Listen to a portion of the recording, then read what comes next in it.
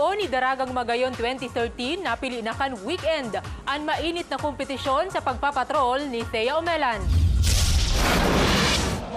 Siring kan panahon ngunya na summer, naging mainit ang Albay Astrodome kan Sabadong bagi kan magluwas na sa entablado ang 18 nagagwapuhan ng mga kandidato sa ginoon ni Daragang Magayon 2013.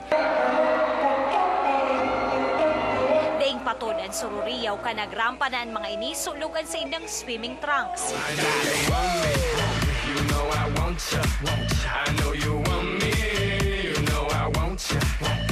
Alagad bako lang pigbaluan ni Chura, sintibay sa pagrampa kan 18 kalalakihan na ini. So your question is, how do you measure masculinity? Mas pang nagluwasan sa indang confidence sa question and answer portion. Ini kaya ang basihan kan mga judges para mapili ang laog sa top 10. Sa hure, piling-pili ng gad ang mga nanggana. Third runner-up si candidate number 8.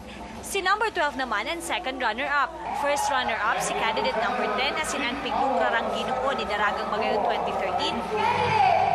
Number 11! Si candidate number 11. Actually, di pa rin talaga ako makapaniwala. Sa dami ng mas deserving pa, may mga mas deserving, mas magaling sumagot.